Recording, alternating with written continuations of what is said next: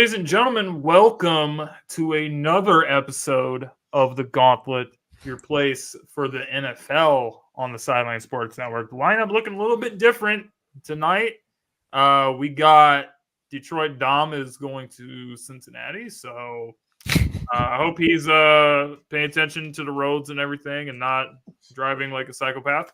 But we got John Shear, who, if you guys are just coming over from LinkedIn, you guys saw him on LinkedIn. Smoked Lindy.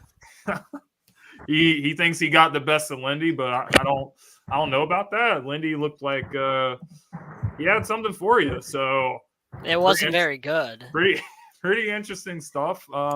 So I have a question. To talk about tonight. I have a question. Did Dom choose the wrong AFC North team to go to? Because does he know the Lions are in Baltimore, not Cincinnati, right?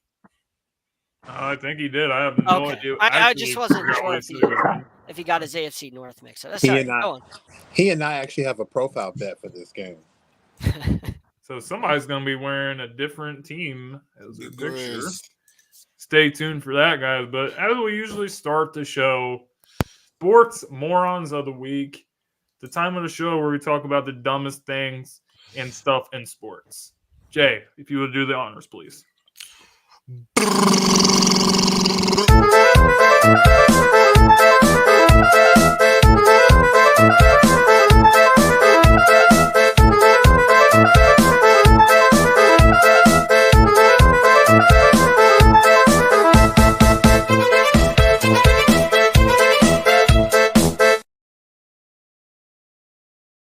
Okay, guys, so before anybody goes, a lot of the people at home have been asking about the Sports Moron clip, which happened at the NFL draft, John, when we were there covering the draft.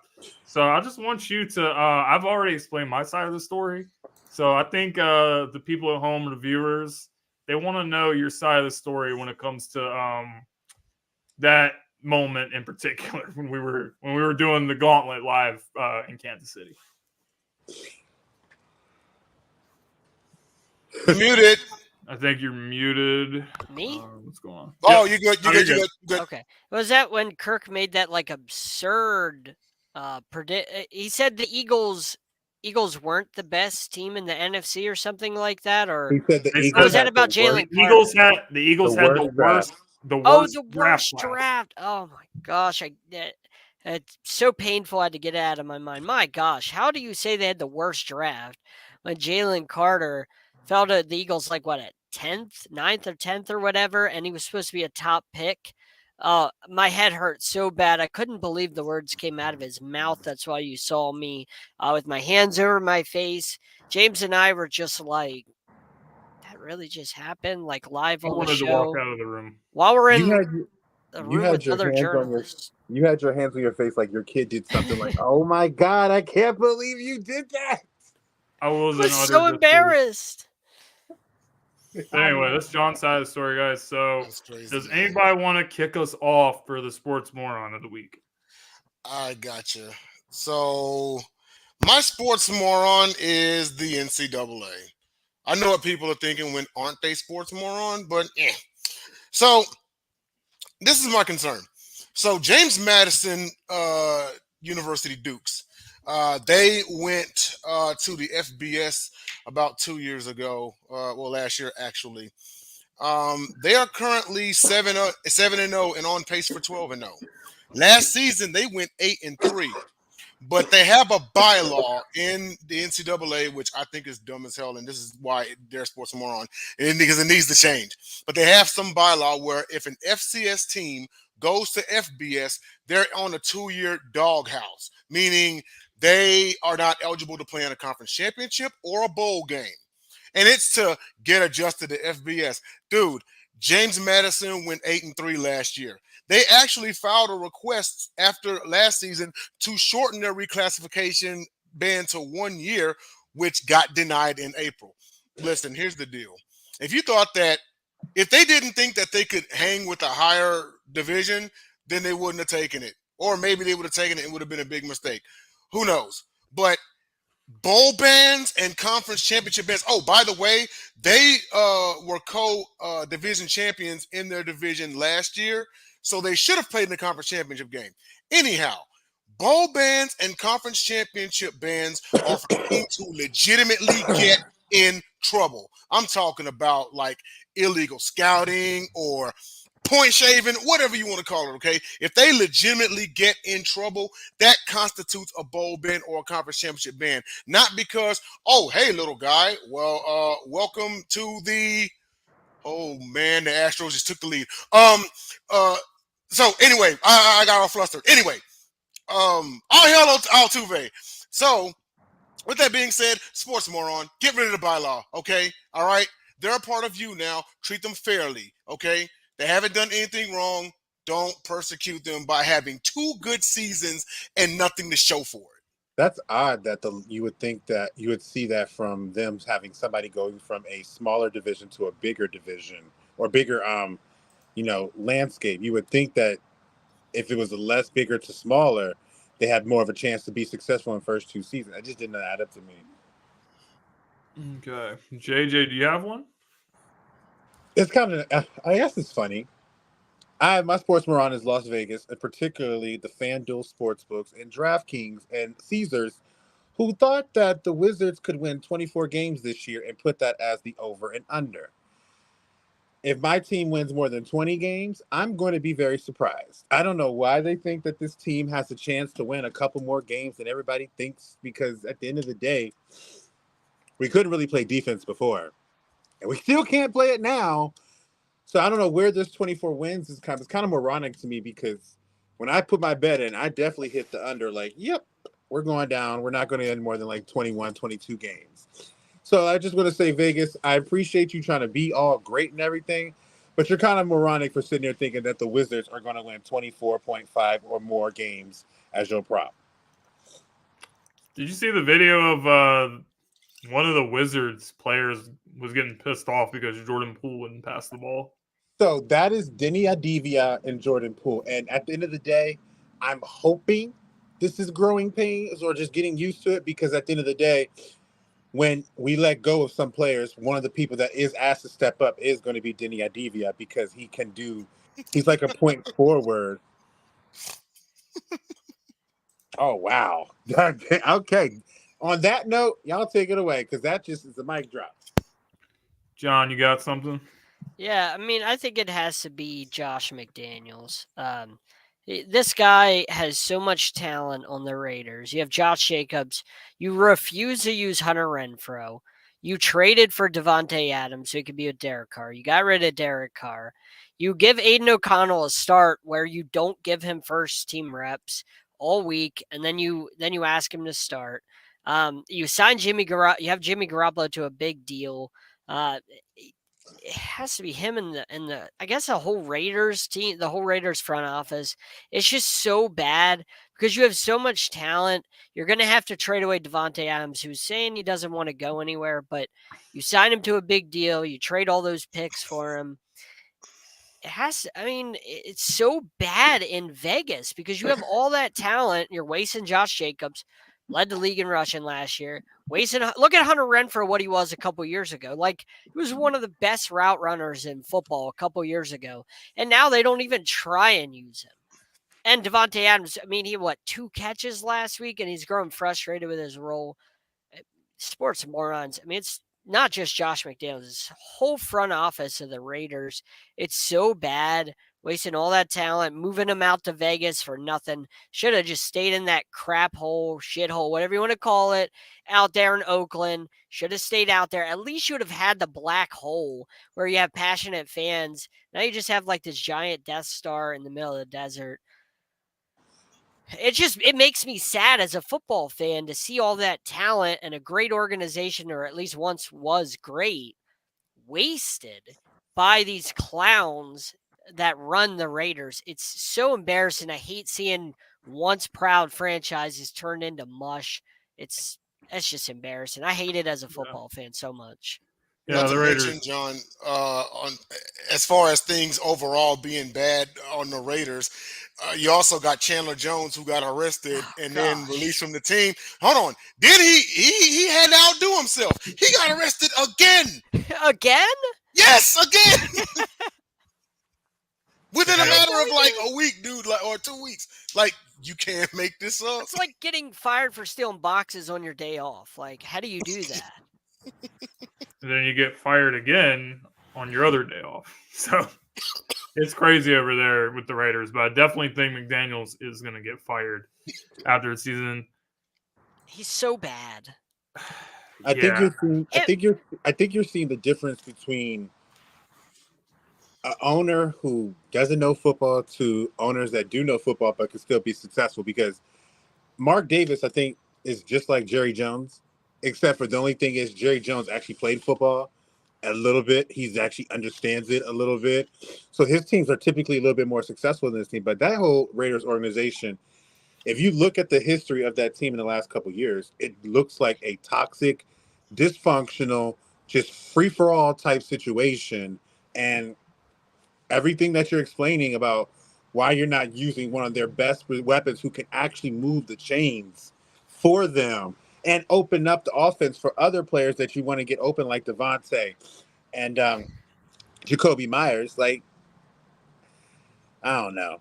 Can I add watching that game yesterday? Can I add somebody that makes me think of Josh McDaniels? Dennis Allen. This guy's one of the 10 worst coaches win percentage wise in the history of the league, and they have so much talent there in New Orleans. They have no idea how to call plays. They have no idea how to run a franchise with Dennis Allen running that show. So much talent. Alvin Kamara, Derek Carr should be better. Olave. And you watch it last night, they absolutely wasted it.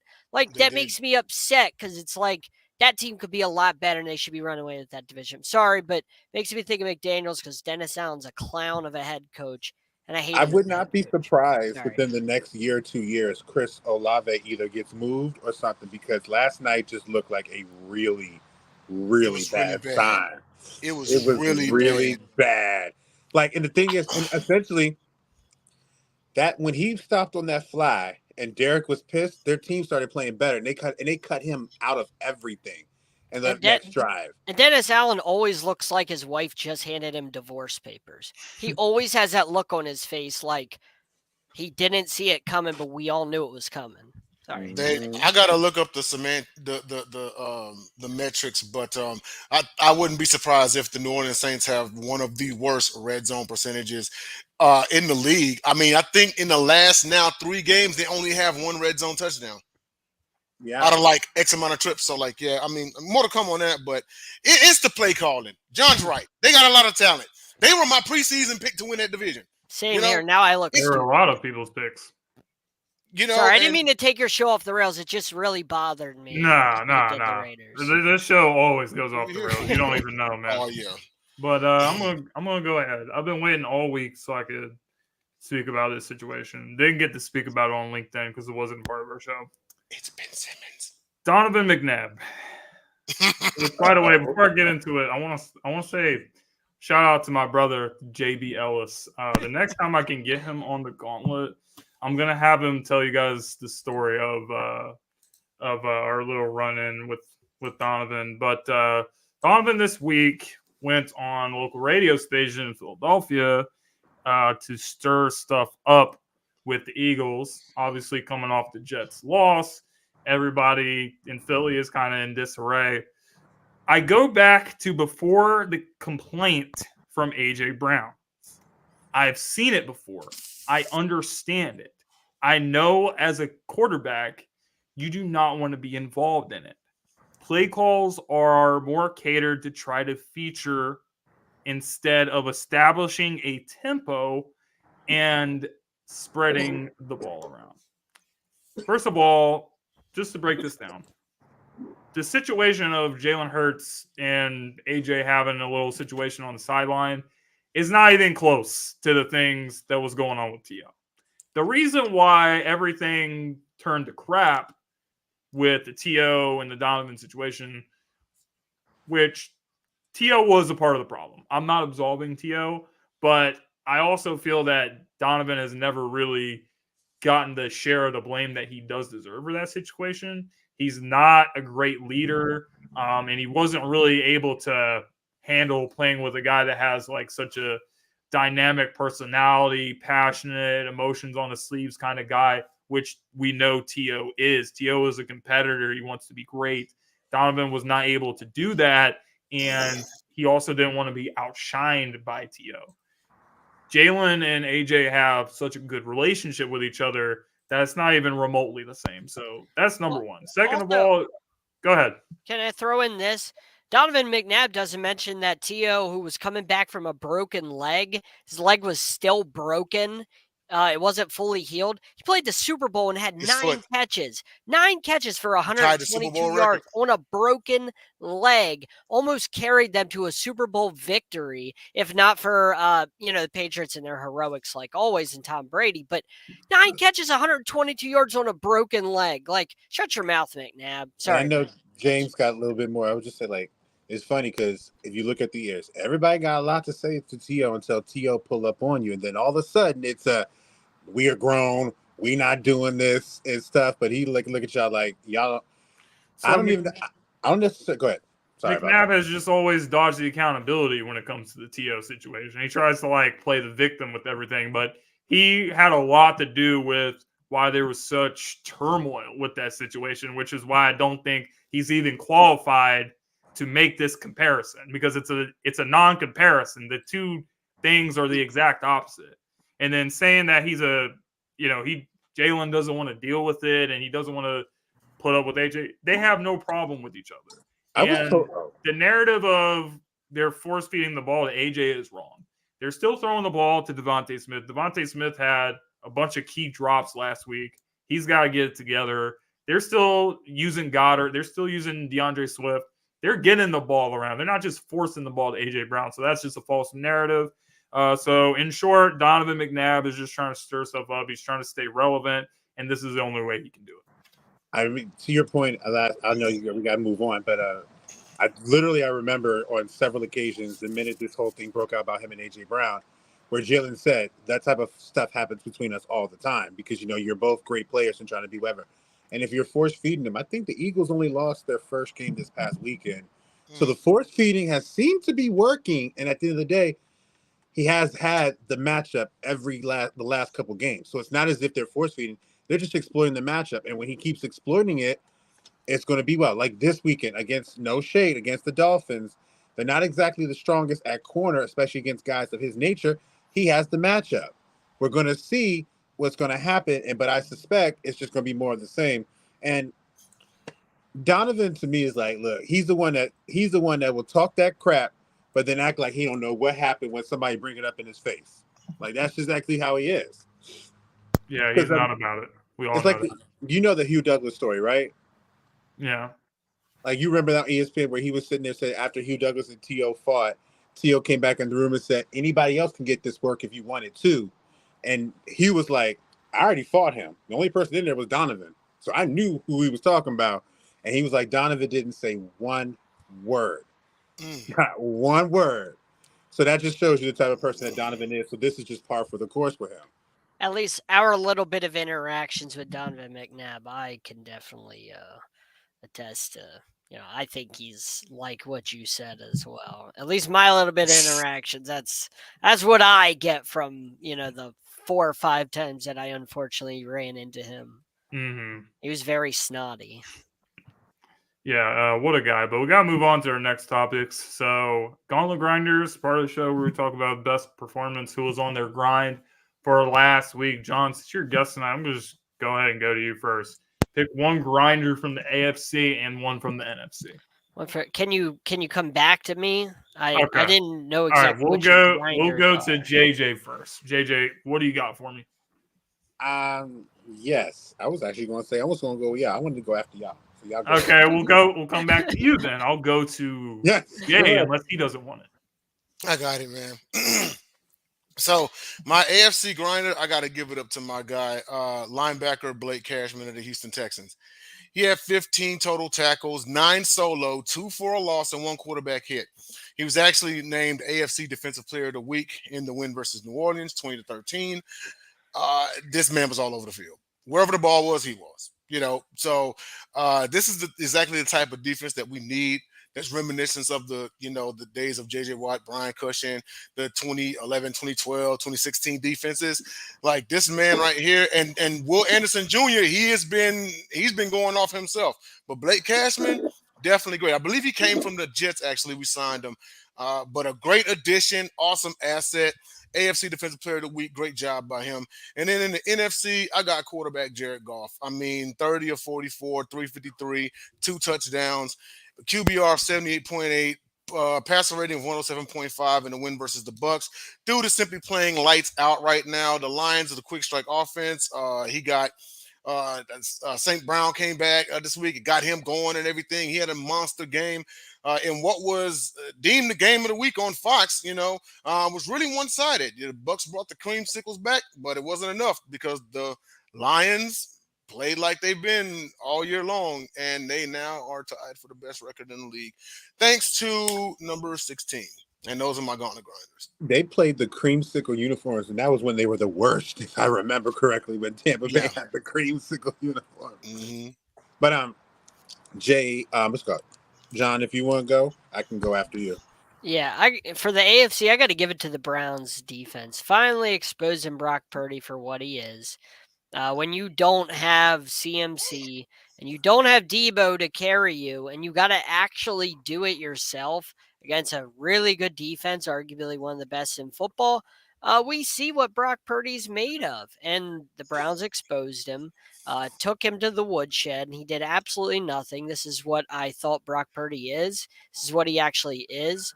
He's just a sheep in wolf's clothing. And so that's what I think he is. And kudos to the Browns defense for making me so happy exposing him. So the Browns defense, you're my AFC grinder of the week. In your NFC? NFC, man, I have to give it to Kenneth Walker. The guy doesn't give a whole lot of credit for a great running back. But every week this guy's out there grinding, so to speak. He's out there grinding, and in a world full of not a lot of good running backs or great running backs, I think Kenneth Walker's emerging as a top 10 running back in the league, and he runs hard. He scores touchdowns all the time. I mean, I'm not just throwing it out there because he's on my fantasy team. I love this kid. He grinds, man. I love it. So I got to give it to Kenneth Walker every week. It doesn't matter who he faces. Like 90 yards and a touchdown. That's my guy. Partially because he's on my team in fantasy and carrying me to a 5-1 record. But, Here you go talking about us. Hey, I'm not mad at that pick. K9, man. He's when they picked him up out of Michigan State, I said, this is what the Seahawks need. This is what they need. And he's instrumental, in my observation, to Geno's success because quarterback's best friend is a great running game, right? Well, you got K9, you got Charbonnet. Hey, use them. Open up that passing game, Geno's got a hell of a play action. And Geno ain't done nothing this year. Yeah, but somehow the Hawks have won. But K9, good pick. Same thing with the Eagles. I mean, Jalen Hurts, yeah. Here we go. Y'all just got off of an episode, man. What the? I don't got to talk about it, nothing. I said that's because you had nothing to say a half hour ago. My team can do the talking for me. So, JJ, did you want to go? Yeah, but I got to say, you guys took everybody that was going. First, we get to Jay, and he takes Jared Goff. I was like, crap, there goes mine.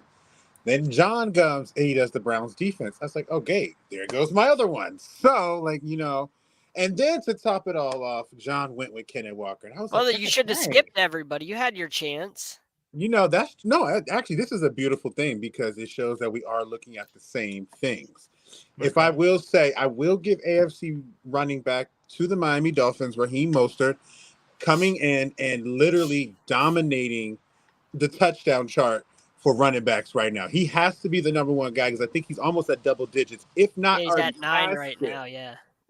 They thought, Devin was coming in and he was blowing it up. And so everybody started saying, oh, my God, what they're going to do without Devin. Here come Raheem. Raheem comes in, and it's just nothing else changes. And you got him as my AFC Gauntlet Grinder. The NFC, I'll even echo it more with Jared Goff because at the end of the day, it's so funny because when this trade first happened, they were only talking about planning for the future, getting the next quarterback. He'll get us a stopgap. He'll get this. And literally now, he is talked about with this team as a possible contender to compete with the top two, which is, of course, San Francisco and Philadelphia. And it's a huge part of that team's success is to the play that he has. He has a great team around him. I've won a lot of money from you, Jared. Thank you. Appreciate you, buddy. Like, not going to say that sways things, but, it's always good to get a little bit of cash in your pocket and not say thank you, Jared Goff, for that. But he definitely grinded this past week against Tampa Bay, which Tampa Bay is not the worst team in the world, and their defense isn't the worst. They've had teams in tight situations before, but he just, obliterated him. And welcome to M&T Bank. We'll see you in 2 days. We'll see you then. We will see you in 2 days with a top 5 defense. That bank isn't as intimidating as it once was. That bank's not as intimidating. Oh no, without a doubt, not a chance. But in today's game, you really don't have to be intimidating on defense. You just have to be goddamn good. And at the end of the day, so far they're top 5 in yards and top 5 in points allowed. This is what I was looking for because we haven't really played a team whose offense can really light it up like Detroit. So, Come on, Jared. We're looking forward to you, man. I'm also going to take this in the direction of the Dolphins. Tyreek Hill got to be in the conversation. 8 catches for 163 yards and a touchdown, 814 yards on the season. You got to say that he has a real chance this season to take the receiving crown, especially because Justin Jefferson got hurt. And Justin was on a tear, but I think that this is going to skew it in his favor. So he's definitely won. And also got to go to the NFC. Rams running back Kyrell Williams. He's been looking really good. It looks like the Rams are not actually missing Cam Akers at all, which is why they basically traded him for nothing. Good player, 20 carries for 158 yards. Rams starting to look like they could be a surprise wild card team over there in the NFC. So those are my grinders for the week, guys. So let's get into some current topics, some current events. I'm all for the Rams this weekend. 2 undefeated teams lost in the league in week 6. Totally unexpected, probably on both fronts. Especially the Browns with no Deshaun Watson. That defense just absolutely showed up. And then the Eagles with a really bad performance against the Jets. Guys, when you're talking about the NFC, these are 2 teams that were considered the top of the NFC and then everyone else. Was that really the case here? Should either of these teams be really concerned? And if so, how concerned should they be? I no. Guess... Oh, go ahead, JJ. You good? No, take it away. Take it away, boss. Go ahead. I'll be really quick, man. It's not. It's not concerning. My big point here is, and James, I believe I talked to you about this thing yesterday or the day before, is as far as the Eagles, I don't know of anybody that had them going undefeated. This was L number 1. They probably had them at 2 or 3 L's, and it's a game that you got to bounce back from. You got an opportunity, coming on Sunday to bounce back from this. Someone could say they overlooked them. That's according to their judgment, neither here nor there. I don't think they should be concerned at all. And then as far as the 49ers go, they got that team that gets you. Because, the Browns played lights out. That probably was the worst game I'd seen Brock Purdy play prior to outside of when he got hurt and had to leave the NFC Championship game, which he didn't even play long at all. So I kind of don't even count that. But no, neither team should be concerned. Probably the more concerning loss would be Eagles, but again, can they bounce back from this? Absolutely, and I have full faith that they will. So I'm going to agree with Jay. I don't think it's anything to be concerned about with either of these teams because, number one, the Eagles played the Jets. The Jets have been competitive in their games. It's not as if that they've been getting blown out. They look downtrodden. They've lost some tight ones, so their defense is definitely for real. Their defense is definitely going to be the star of their season this year. So it's not surprising that that team could keep them in the game, and they do force turnovers. And no matter how great of a team you are, if you can force that team to make some turnovers, you're going to give yourself a chance. As far as San Francisco, they lost 2 of their top players who now have to deal with nagging injuries for the rest of the season. And the Browns defense is for real. And I definitely agree that I think it might be a little concerning because even though they may have lost those players, you still were going against a really inexperienced quarterback. And so you were it was kind of expecting you to kind of force him into the same situations that your quarterback got forced into. But at the end of the day, I don't know why we always overreact to one loss, like one loss. If this was a team that was 7-0, then lost their 4th straight game, then I would feel like there's more merit to sit there and maybe pose this question. But after the first loss, Kyle Shanahan said he wants these guys to lose. You want your team to lose, honestly, so they cannot. I don't know, John. No, nobody ever says, "Yeah, gee, I sure hope we lose this week, guys." No, we go to the week hoping we lose. No, they're not saying it like that. Now, I think you're taking it a little bit further. I think what this is all about is saying is that they want their team to face adversity, and nobody expects their team to be perfect. So they want sometimes to get a loss out because whether we want to believe it or not, guys get in their head and get big in their head, and then they get humbled mightily, and then that turns the season down bad. Get it out the way now, deal with this, and go back. It's okay to be 16-1 or 14-3. I love that. Look, we've already seen Philly hasn't been at their best yet. I assume they're gonna eventually turn it around and look like last year's team after this week is over. Then they'll start looking like that, but not this week. The more concerning loss is San Fran because again, what we saw from Brock Purdy is what he really is. When you take away Christian McCaffrey and you take away Debo and he actually has to be the guy and it's not, there's nobody within 7 or 8 yards of one of his wide receivers and he actually has to make plays and actually has to win the game and doesn't have elite talent around him to carry him and Trent Williams a little banged up. What does Brock Purdy do against a really good defense? He turns into the guy that was Mr. Irrelevant because that's who he really is. He's a product of Kyle Shanahan's system. And this has to be concerning if you're the Niners, because if those weapons are banged up, can he overcome it? And can he be the guy that says, hey, let me put you on my back. I got this. This sounds a little like Dak Prescott. Dak Prescott has to have all the weapons in the world. He has to have a perfect offensive line. Everything has to be perfect for Dak Prescott to succeed. Everything has to be perfect for Brock Purdy to succeed. There could be no injuries. Your offensive line has to be all healthy. Like, that's what I see Brock Purdy is. He can be really good in this system. So that's concerning to me because if something happens in the middle of a playoff game where CMC goes down, can Brock Purdy handle it? Can he overcome that? That's a little bit concerning. There's more to a loss than just a W, you know what I mean? Or WL like game.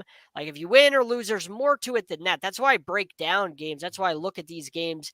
That's why I've said the Eagles right now, 5-1. They're not a 5-1 team right now. They've played like they're a average team, like a 3-3 team. They can do better, but they don't look like a 5-1 team. Like the Steelers years ago were 11-0, but they weren't an 11-0 team.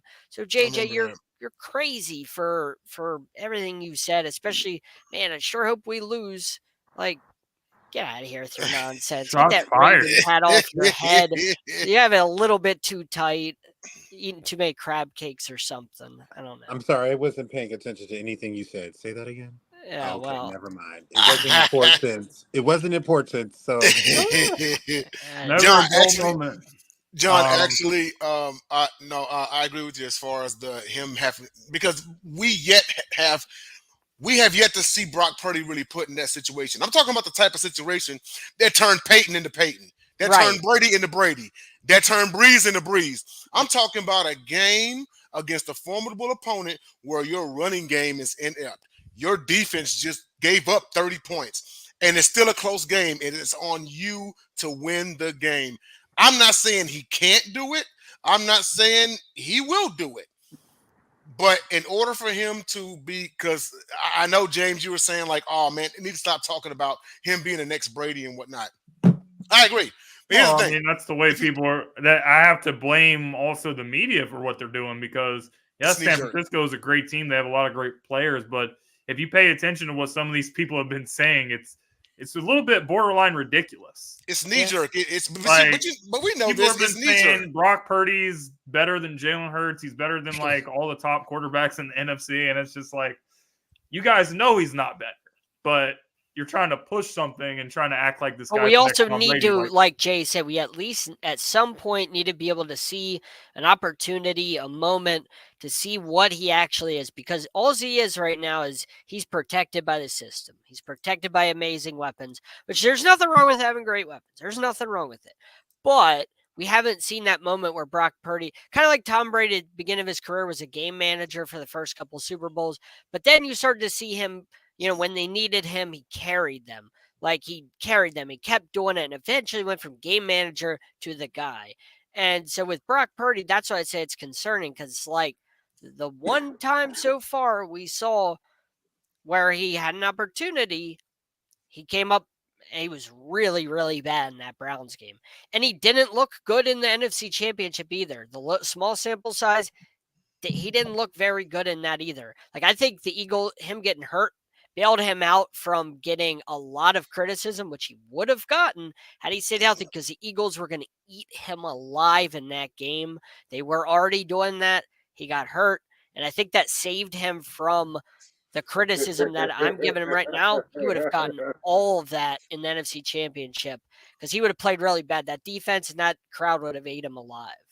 My opinion. Well, we'll have to see if that happens again in the postseason, but no, I think that there has to be like at least some level of concern for both teams. I mean, if you look at the Eagles, no, they haven't really played great football, and they have a insane stretch of games coming up, starting with the Miami Dolphins, so they have a chance to turn it around. But based off of some of the stuff we've seen, it's not going to cut it against these great teams. So a lot of things have to be better for the team on both sides of the ball. And San Francisco, yeah, I mean, I think John does make a good point when it comes to Purdy because, yes, Debo, great player. Christian McCaffrey, great player. It's kind of easy when you have all these guys around you to make it to make your job easier. But, when they're not there, then how can you step up and be that franchise quarterback? And what we saw against Cleveland pretty much did nothing in the entire second half. So I do think that's also a little bit concerning, but should either team panic? I don't think so. I think both teams will still be fine. But I think after what we saw this past week, there has to be some level of concern at least. I would say right now with the way both teams are playing, I mean the Niners not so much, but I think if this was the playoffs right now, and the Lions were playing one of these two teams, I think the Lions would get either one of them if they played them right now. It's just my opinion, but I think if the way both teams haven't been that impressive, I mean the Niners have, but last week they weren't. I think the Lions could get either one of these teams if this is how these guys are playing come postseason time, especially Philly. Definitely think the Lions can get them if this is what we see from Philly in the postseason. But I don't think that's going to happen because I think Philly's going to eventually flip that switch and be last year's Philly. Okay. With all the, I'll just say this and we'll move on. With all everything that you said, James, with people in the media saying like, "Oh, Purdy's Tom Brady and this and that." Okay, ask them right now, who's the best player on that offense? If the answer is Debo or C-Mac, Purdy ain't there yet. So there you go. I mean, is that pretty fair to say? I just don't think he's like a franchise quarterback. I think he's a guy that can run a system extremely well. I think there is an obvious difference in like the franchise quarterback. So why I don't think he's that. You know why quarterbacks are so successful in their system? Because they have an offensive line. They have an offensive line. Anybody can make a pass if you get 10 seconds to throw. Anybody can make. So at the end of the day, and if you notice, when John Lynch got there, the first thing he did was build his lines. And ever since then, they have just been relishing everything. And Brock Purdy's got that. They have a wall. But the thing is, with Cleveland is just like Philly. They're just as physical. They're used to trick plays and stuff because they defended the read option and so many other things from these other teams that we play in the AFC North. They were ready for it. They're ready for it. Yeah. All right, our next topic, we're going to talk a little bit about some college football, which we usually talk about the NFL. But I want to start this off by saying this is pure speculation. This is not really confirmed, so it might not be true, but we're going to talk about it anyway. So Caleb Williams coming off a really bad game against Notre Dame, which he really didn't look like the quarterback that everyone's hyping him up to be, but that's neither here nor there. Supposedly, Caleb has said that he will only go to a team that will give him part ownership stock in the team. This is absolutely crazy. I never thought it would ever get to this point, but this is a guy that everyone in the league is hyping up, and they're saying like he's the next coming of Christ and Mahomes and everything, and comparing him to Patrick Mahomes, which he has no similarities to Mahomes whatsoever. I don't know why people make that comparison, but like how arrogant and entitled can you be to like actually think something like this? The idea that even crossed your mind, not even as a rookie, you can't even say, well, he's a rookie asking for this. He's not even a rookie; he hasn't set foot in the league yet, and all this stuff we're hearing about how I'll only go to a select amount of teams that want to draft me or go back to USC. Well, what are you going to do next year if the team that's still picking number one is still going to be trash? Like, you're not going to be drafted by a Super Bowl team, most likely. It's not going to happen. So you're going to have to accept the fact that you're going to be drafted by who's there. So I see a lot of red flags when it comes to Caleb Williams. And I'm not really sure if he's really as great as everyone thinks he is. I mean, him saying something like this, like it's first of all, it's all ill-advised, just as a disclaimer. Second of all, the fact that he said it because like y'all just saw the stats, or maybe you watched the game. I don't know. I watched the entire game. Caleb Williams looked horrible. He looked like a high school quarterback. That is how bad it was. But then right after that performance, you come out and say this. You come out as arrogant, and then, well, they say you're only as good as the last game you played. Buddy, you threw 3 interceptions and was the reason why USC lost that game. So, yeah, this is total arrogance. And I mean, as a quarterback, I like him, but I mean, come on now. Like you can't be that because see, people say stuff like this, and it's like we've seen this before. They say stuff like this, and then they end up being bust. This actually kind of reminds me of Charlie Ward when he said, if I don't go in the first round, I'm going to go play basketball. He didn't go in the first. He won a Heisman Trophy, didn't go in the first round. He went and had an NBA career, But just imagine if he was a tad bit more humble and would have took his talents to the NFL, But we'll never know because he went the NBA route. Totally disagree with what Caleb Williams said. He needs to concentrate on beating Utah tomorrow because they currently have USC's number. So he needs to get off this whole I'm going to own a part NFL team or whatever because them Utah boys are staring you down. Right now, they have your number. That should be your concern. I think you touched on I think for me, I pay no attention to the ownership thing because at the end of the day, it's impossible. You can't do it. So at that point, I don't even care about that. But I think this speaks to a bigger issue that is twofold and something needs to happen. One, players starting to feel like that they can control their outcomes and their destinies because they feel like they have all the leverage. And it's also it's also exactly like what with people as fans who tell players all the time, owners don't give a crack about you, do what you want to do, get what you want, thump them, break contracts, whatever. So what are we going to do? Because his response, if this is true, is a product of those type of, barbs and those type of cries. At the end of the day, I really think teams shouldn't draft. If you really want to set a message and try to really still retain control and actually have a clear process, because despite what people want to believe, the process isn't bad. It does work to help people get into the league. And just because a team is bad this year, Wouldn't you want to be part of the future that allows them to be great? Everybody Exactly. goes through that. And you may think teams look good now, but unfortunately, all it takes is an injury here, a bad brawl here, or a bad argument here because they're still humans. And then that team you thought that was going to be great turned out to be anything but. And it's like Eli Manning got his way.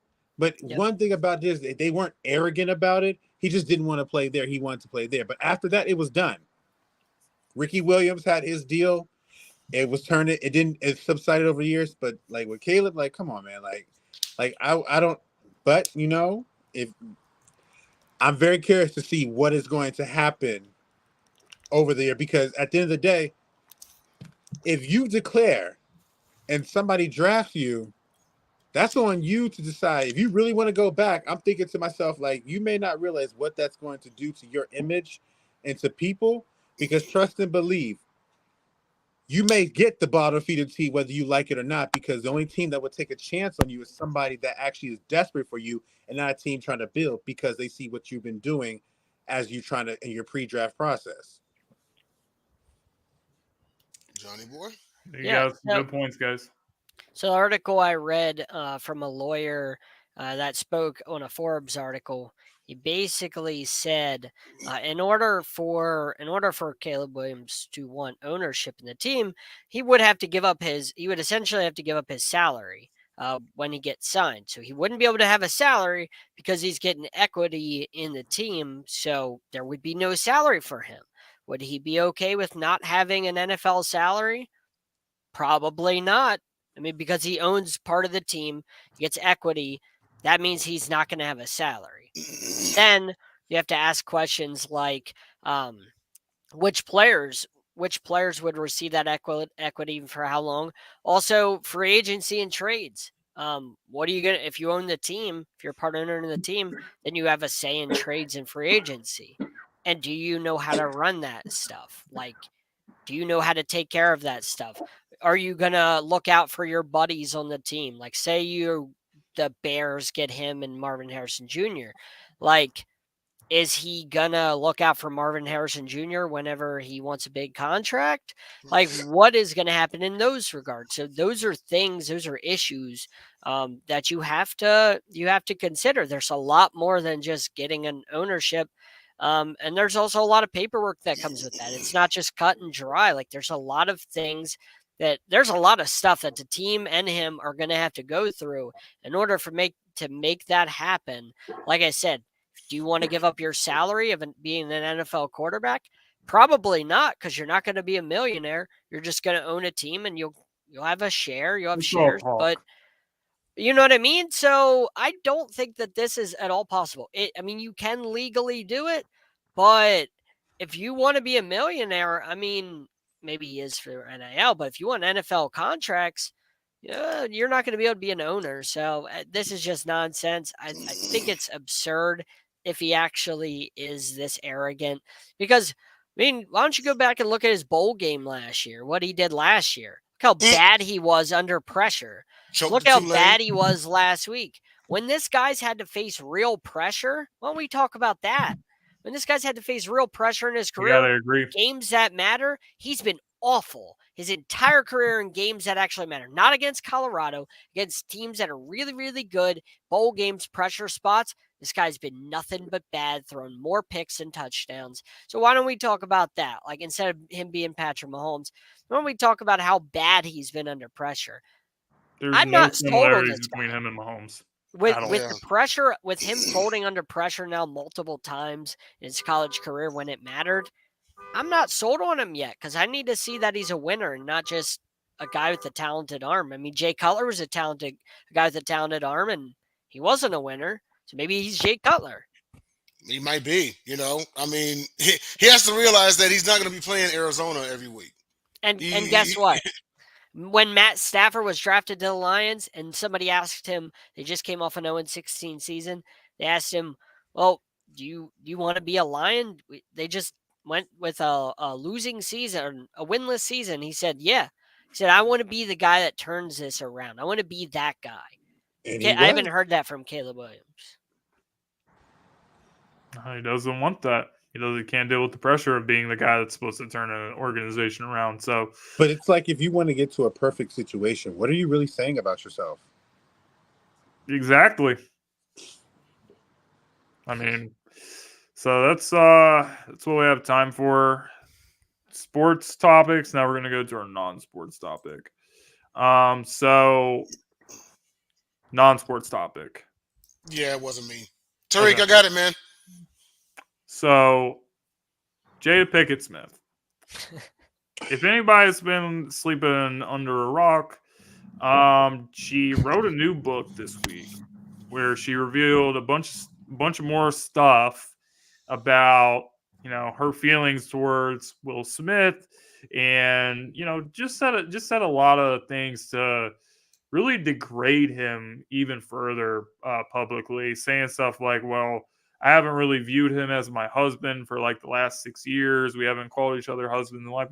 This is not stuff that everyone needs to know about your relationship. You're putting it out there, really trying to just make Will Smith look bad. And I gotta say, like, a part of me like really does feel bad for Will Smith, but also I think that we have to hold Will to some level of accountability, because as a man, you have to know when it's time to move on. You have to know when it's time to remove the things from your life that are toxic. And among those things is relationships. And due to the way that Will grew up, he never had like his mother and father together. And he wants his kids to be able to experience that. I understand, but look what it's doing to you. It's like it's destroying you as a man, and you're continuing to like deal with this stuff, and it's just really sad to watch. And every time I hear Jada speak, I just see that this woman is the definition of pure evil. And I don't know what I would do if I was in this situation, but I definitely wouldn't stick around and continue to put myself through that. And Jada, I feel like this is the only thing she can really do to keep herself relevant, I think, is to like put Will Smith down further and further and further. But So do you guys have any thoughts about this? Why did she have Will, crack Chris Rock if if they're not together, if that's not his woman for 6 or 7 years or whatever it is, then why did Chris Rock get slapped? That's not fair. Like you said, I mean, he's wrapped around her finger, but you shouldn't be so mad. You don't have Will do your bidding if he's not your man, hasn't been for a while. Then do your own work. I mean, Chris Rock is a treasure. Get out of here, Jada Pinkett-Smith. I mean, I think, why are we being oblivious or ignorant to the truth? They're charlatans. Point blank, period. They're charlatans. Because Will came out and reaffirmed his love after seeing the book. They're in a toxic love relationship with each other. And so I don't care anymore. Denial. I never cared, but I don't really care either, because if Will wants to be in it, Will's doing it. Will's not walking away. He should have walked away. He chose not to. But when you're a charlatan, you feel the need to have to put it up because you care so much about what other people are going to think about it. I'm going to go into my little Real Housewives moment, because Erica Jane and Tom Bernardi, which was the top lawyer in Los Angeles and actually California, they had a horrible marriage, but to the outside world, to what they showed, was a great marriage. They're charlatans. So at the end of the day, I don't have any issue with Jada, because Will don't have no issue with Jada. Will's perfectly fine with it. I only have issue with someone who's ready to take some action. If you're not ready to take some action, you're essentially telling everyone, I don't care what you think, that's my wife. And he definitely said he grew a newfound love for her after reading the book. He sounds brainwashed. He sounds very manipulated. Very true. Sounds Very true. But at the end of the day, you're a charlatan. You contribute to your brainwashing. You contribute to it. You do, but Will Smith is because if you go all the way back to like when they met and like when they first got married, right? Okay, this is clearly one-sided. This is the story of a guy who wants a woman so bad, but she don't want him, and she never would. this And is no. I'm gonna let you go and finish. mm-hmm. This is annoying because this is just a black culture thing between actual black men versus black women. Because one hides behind one hides behind the other, as opposed to stop comparing your relationships to them and deal with your own stuff. Because whenever you look at this thing, talk about it is one of the many couples that our actual culture likes to hang their arguments on. So they defend their own relationship values that they feel that their spouses aren't hearing by getting on the other who is doing the same thing that they feel that their own spouse is doing, which is what Jada is, and which is also what Will is as well. It's just really what it is. It's no different from Gabrielle Union and Dwayne Wade. Oh gosh. Literally, they are literally the same thing. I'm not saying this to everybody, but that's just what I see from our culture. We have a lot of couples that are so into some toxic relationship, they don't know how to communicate with each other, which is exactly what Will and them don't know how to do. So because they don't know how to do it, when they present this whole situation, the one that they feel like is just like their spouse, yeah, there you go. I hate Jada because I really hate my spouse, but I'm not ready to tell her I hate my spouse, so I'm gonna tell her through how much I hate Jada that I hate her, and vice versa. That's just really what I get from it. I'm gonna throw another angle at y'all real quick as to the reason why Jada even got with him in the first place, and it's simply peer pressure. I've thought a lot about this. At the time that they met, come on, let's face it, dog. Her and Pac, she was so infatuated with him, right? Like Willow, like even wrote like the letter to him and everything. So, you picture this. They meet and everything, and she's singing him, but she doesn't really like him, okay? Maybe he's too nice or just isn't, he was nowhere near the guy like Tupac was, right?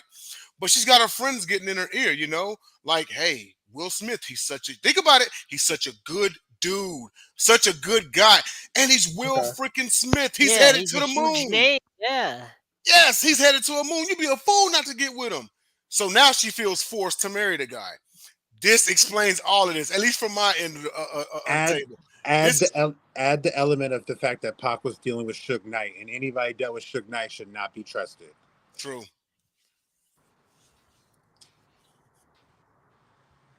He's a far cry from the Fresh Prince of Bel-Air. Far ways off from that. I just hope if he really wants to get out, just get out.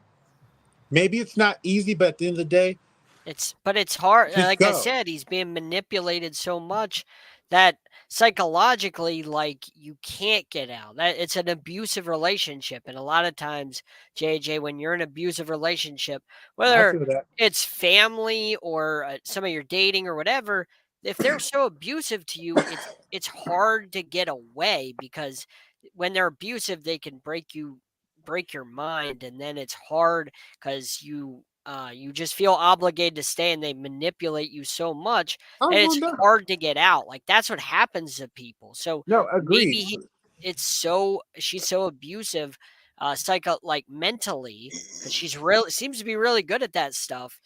Maybe she's so good at that it's almost like he's brainwashed. Yeah. And also another one more angle for you too, and that is, and the elders will tell you, it's cheaper to keep her.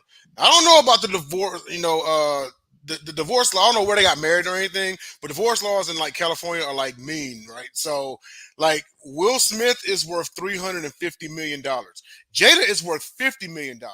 He may be worried about having to split them assets and having to pay her some alimony, and a lot of men go through this. A lot of men go through this. Everyone knows men get screwed over in divorce laws countrywide. That's why marriage rates have dropped 60% since 1970.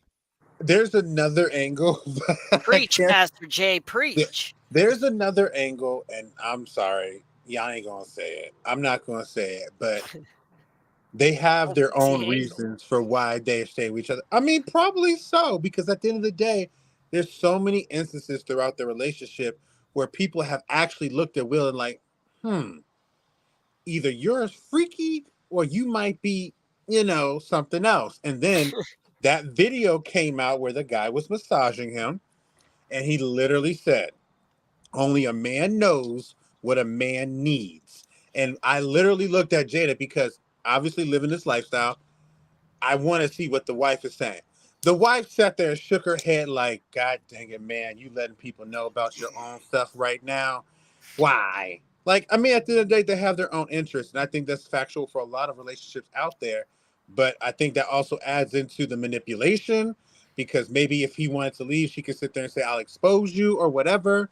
But I definitely think both of them have their reasons for wanting to be with each other. Some better than others. I disagree, JJ. I think anybody that sings "Welcome to Miami" can't be that way, but that's just me. All right. On that note, I think that's Oh, all we have time for. John, thank you for being with us tonight. Is Thank there you. anything you want to tell our viewers before we get off here? Oh yeah, man! Check out all our good sideline sports programming. We always have a lot of great stuff, as you see on the screen. A lot of great, talented people that just do a great job weekly with all their stuff, and just keep checking us out, man. We keep growing and doing more and more. So I'm really appreciative you guys having me on the show. I appreciate you letting me on the LinkedIn, snuck in there, and Yeah, cooked we had the Lindy. double header, the back to back, no load management here. Kawhi Leonard in that thing. Ugh, No Kawhi over here. that's my guy. One of your guys. You have like Yeah. 27 of them, but we won't More go like there. 500. 500. We won't go there. We'll see you guys next week. Friday, 8 See y'all p.m. later. Eastern. Part of the Sideline Sports Network. See you guys next time. That's a video. Stros win 3-2 series. Tariq falls asleep.